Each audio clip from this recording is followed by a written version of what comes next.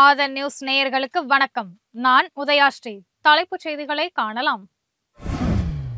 வரும் 6ஆம் தேதி தமிழகம் வரும் பிரதமருக்கு எதிராக கருப்பு கொடி போராட்டம். தமிழக காங்கிரஸ் தலைவர் செல்வ பெருந்தகை அறிவிப்பு. சேலத்தில் கோடைக்கால நீர்மோர் பந்தலை திறந்து வைத்தார் எடப்பாடி பழனிசாமி. பொதுமக்கள் தாகம் தீர்க்க அதிமுக சார்பில் ஏற்பாடு. அரசியல் தொடர்பான கருத்து வேறுபாடுகளை சமூக வலைதளங்களில் பதிவிடக்கூடாது. கட்சியினருக்கு விடுதலை சிறுத்தைகள் கட்சித் தலைவர் திருமாவளவன் அறிவுறுத்தல். ஊட்டியில் நாளை முதல் ஜூன் மாதம் 5ஆம் தேதி வரை சினிமா படப்பிடிப்புக்கு தடை. கோடைக்கால சுற்றுலா சீசன் தொடங்கியதால் தோட்டக்கலைத்துறை நடவடிக்கை. தர்பூசணி பழம் குறித்த தவறான தகவல்களை வெளியிட்டதாக உணவு பாதுகாப்புத்துறை அதிகாரிகள் மீது புகார். விற்பனை பாதிக்கப்பட்டு பெரும் இழப்பை சந்தித்து இருப்பதாக விவசாயிகள் வேதனை. அணு ஆயுத விவகாரம் தொடர்பாக அமெரிக்க அதிபர் டிரம்ப் விடுத்த எச்சரிக்கை. ஏவுகணைகள் தயார் நிலையில் இருப்பதாக ஈரான் பதிலடி. இனி தொடர்வது விரிவான செய்திகள். மாபெரும் கால்பந்து போட்டி சென்னையில் நடைபெற்றது மிகுந்த மகிழ்ச்சி அளிப்பதாக முதலமைச்சர் ஸ்டாலின் பெருமிதம் தெரிவித்துள்ளார். சென்னையில் நேரு உள்விளையாட்டு அரங்கில் பிரேசில் லெஜண்ட்ஸ் அணிக்கும் இந்தியா ஆல் ஸ்டார் அணிக்கும் இடையே கால்பந்து போட்டி நேற்று நடைபெற்றது. இதில் பிரபலங்கள் ரசிகர்கள் பலரும் பங்கேற்று போட்டியை கண்டுகளித்தனர். இது தொடர்பாக முதலமைச்சர் ஸ்டாலின் வெளியிட்டுள்ள எக்ஸ் தள பதிவில், நேற்று இரவு தமிழ்நாடு பெருமையுடன் கர்ஜித்தது என்றும் இது ஒரு போட்டி என்பதை தாண்டி எப்போதும் நினைவில் இருக்கக்கூடிய ஒரு சிறப்பான தருணமாக அமைந்தது என்றும் குறிப்பிட்டுள்ளார். வருங்கால தலைமுறையினரை ஊக்குவிக்கும் வகையில் இப்போட்டி அமைந்ததாகவும், குழந்தைகளே கடினமாக படியுங்கள், தைரியமாக விளையாடுங்கள், நியாயமாக வெற்றி பெறுங்கள் என்று முதலமைச்சர் பதிவிட்டுள்ளார். கருத்து வேறுபாடுகளை இனி யாரும் சமூக வலைதளங்களில் பதிவிடக்கூடாது என விடுதலை சிறுத்தைகள் கட்சியினருக்கு அக்கட்சியின் தலைவர் திருமாவளவன் அறிவுறுத்தியுள்ளார். இதுகுறித்து திருமாவளவன் வெளியிட்டுள்ள வீடியோ பதிவில், கட்சியில் ஒவ்வொருவரும் கட்டுப்பாடோடு செயல்பட வேண்டும், அந்த கட்டுப்பாடு பிறருக்கு முன்மாதிரியாக இருக்க வேண்டும் என்றும், ஆனால் முன்னணி பொறுப்பாளர்களே சமூக வலைதளங்களில் தங்கள் விருப்பத்திற்கு ஏற்ப கருத்துக்களை பதிவிடுகின்றனர் என்றும் குறிப்பிட்டுள்ளார். முரண்பட்ட கருத்துக்களை எல்லாம் சமூக வலைதளங்களில் பகிர்வது கட்சிக்கு நல்லதல்ல. அப்படிப்பட்ட கருத்துக்களை இனி கட்சியினர் யாரும் பதிவு செய்யக்கூடாது என திருமாவளவன் அறிவுறுத்தியுள்ளார். யார் பேட்டிக்கு அழைத்தாலும் கட்சியின் தலைமையின் அனுமதி பெற்றே செல்ல வேண்டும் என்றும், வரும் சட்டசபை தேர்தல் வரை கட்சியின் முன்னணியினர் யூடியூப் சேனலுக்கு பிற ஊடகங்களுக்கும் பேட்டி கொடுக்காமல் இருப்பதுதான் நல்லது எனவும் திருமாவளவன் தெரிவித்துள்ளார். திரைமறைவில் பாஜகவுடன் கூட்டணி வைத்திருக்கும் அதிமுகவை சிறுபான்மையின மக்கள் ஏற்க மாட்டார்கள் என திமுக சிறுபான்மையினர் பிரிவு முக்கிய நிர்வாகியான ஜெயம் பஷீர் தெரிவித்துள்ளார். திருவல்லிக்கேணி பெரிய மசூதியில் ரம்ஜான் தொழுகையை முடித்த பிறகு செய்தியாளர்களுக்கு பேட்டியளித்த அவர், இஸ்லாமியர்களுக்கு எதிராக சிஏஏ சட்டத்திற்கு ஆதரவு அளித்தது தொடங்கி எல்லா வகையிலும் எடப்பாடி பழனிசாமி தலைமையிலான அதிமுக சிறுபான்மை சமூகத்திற்கு எதிராக செயல்படுகிறது என குற்றம் சாட்டினார். ஒரு உண்மையான இஸ்லாமியர் பாஜகவிற்கு ஒருபோதும் வாக்களிக்க மாட்டார் என்றும் பஷீர் குறிப்பிட்டார். தமிழகத்திற்கு 6ஆம் தேதி வரும் பிரதமர் மோடியை கண்டித்து கருப்பு கொடி ஏந்தி ஆர்ப்பாட்டம் நடத்தப்படும் என தமிழக காங்கிரஸ் கமிட்டி தலைவர் செல்வ பெருந்தகை அறிவித்துள்ளார். இது தொடர்பாக அவர் வெளியிட்டுள்ள எக்ஸ் தள பதிவில், பிரதமர் மோடி தலைமையிலான பாஜக அரசு பொறுப்பேற்றதிலிருந்தே தமிழ்நாட்டையும் தமிழர்களையும் ஜனநாயக விரோத திட்டங்கள் மூலம் வஞ்சித்து வருகிறது என குறிப்பிட்டுள்ளார். ஹிந்தி திணிப்பு, மும்மொழி கொள்கை, பேரிடர் நிதி ஒதுக்காதது, பள்ளி கல்விக்கான நிதியை வழங்காமல் இருப்பது, நீட் தேர்வுக்கு விலக்கு அளிக்காதது, மாநில திட்டங்களுக்கு மத்திய நிதி ஒதுக்கீட்டில் பாரபட்சம் காட்டுவது உள்ளிட்ட பல காரணங்களால் தமிழகத்திற்கு வரும் பிரதமர் மோடியை கண்டித்து அனைத்து மாவட்ட தலைநகரங்களிலும் காங்கிரஸ் சார்பில் கருப்பு கொடி ஏந்தி கண்டன ஆர்ப்பாட்டம் நடைபெறும் என அவர் குறிப்பிட்டுள்ளார். அனிமேஷன் வகை புகைப்படங்கள் ட்ரெண்டான ஜிப்லி ட்ரெண்டில் அதிமுக பொதுச் செயலாளர் எடப்பாடி பழனிசாமியும் இணைந்துள்ளார். அனிமேஷன் வகை புகைப்படங்கள் ட்ரெண்டிங்கில் கிரிக்கெட், கால்பந்து வீரர்கள் தொடங்கி திரைப்பட பிரபலங்கள், அரசியல்வாதிகள் வரை இணைந்துள்ளனர். அவர்களின் அனிமேஷன் படங்கள் அதிகம் பகிரப்பட்டு வருகின்றன. ஓபன் ஏஐ மற்றும் சாட் ஜிபிடியை பயன்படுத்தி இவ்வகை அனிமேஷன் புகைப்படங்களை பலர் உருவாக்கி வெளியிட்டு வருகின்றனர். இந்நிலையில் ஜிப்லி ட்ரெண்டில் அதிமுக பொதுச் செயலாளர் எடப்பாடி பழனிசாமியும் இணைந்துள்ளார். இதுகுறித்து அவர் வெளியிட்டுள்ள எக்ஸ் தள பதிவில், தமிழ்நாட்டின் இதயத்திலிருந்து ஸ்டுடியோ கிப்லி உலகம் வரை தனது மிகவும் மறக்க முடியாத சில தருணங்களை காலத்தால் அழியாத கலையுடன் கலக்கிறேன் என்று தெரிவித்துள்ளார்.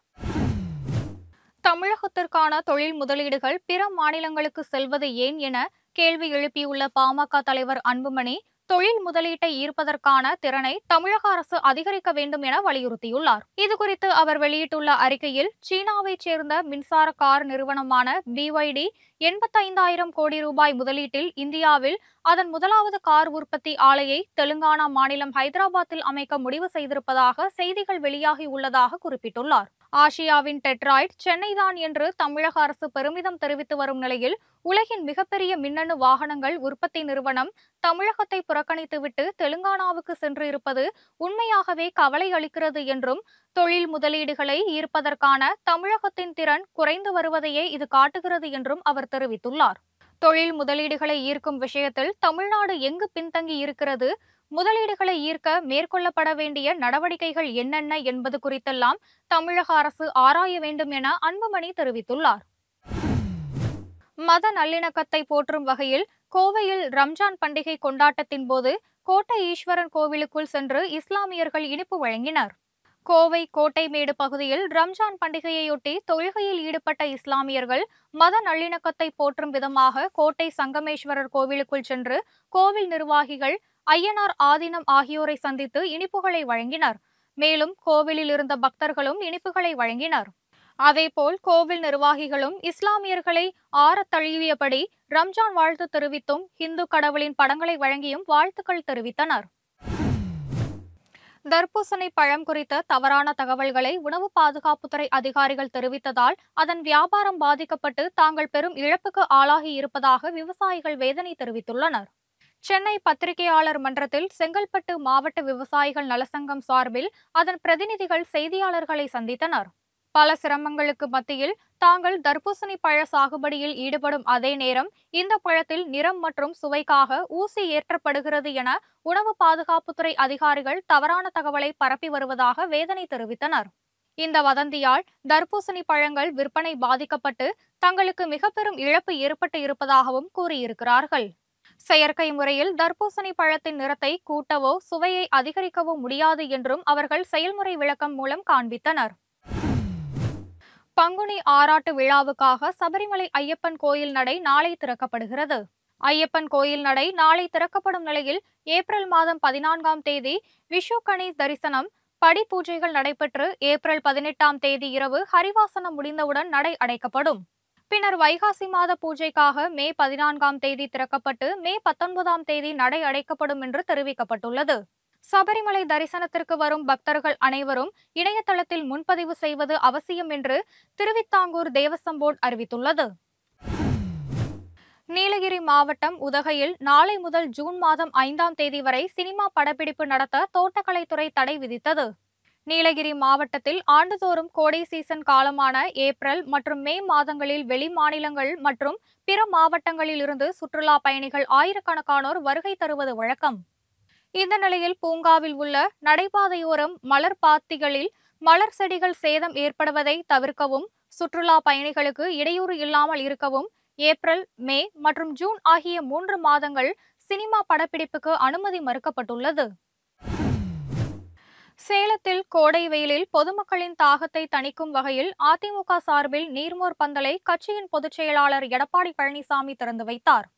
கோடை வெயிலின் தாக்கம் அதிகரித்துள்ள காரணத்தால் பொதுமக்களுக்கு நீர்மோர் பந்தல் தமிழகம் முழுவதும் திறக்க வேண்டும் என எடப்பாடி பழனிசாமி அறிக்கையின் வாயிலாக கேட்டுக்கொண்டார். அந்த வகையில் சேலம் ஜங்ஷன் பகுதியில் உள்ள உழவர் சந்தை எதிரில் மாநகர மாவட்டம் சூரமங்கலம் பகுதி சார்பாக நீர்மோர் பந்தல் அமைக்கப்பட்டு இருந்தது. இதனை எடப்பாடி பழனிசாமி தொடங்கி வைத்து பொதுமக்களுக்கு இளநீர், நீர்மோர், நுங்கு, செவ்வாழை, தர்பூசணி உள்ளிட்டவற்றை வழங்கினார். அணு ஆயுத ஒப்பந்த விவகாரத்தில் அமெரிக்க அதிபர் மிரட்டல் விடுத்திருந்த அதே நேரம் ஏவுகணைகளை தயார் நிலையில் வைத்துள்ளதாக ஈரான் பதிலடி கொடுத்துள்ளது.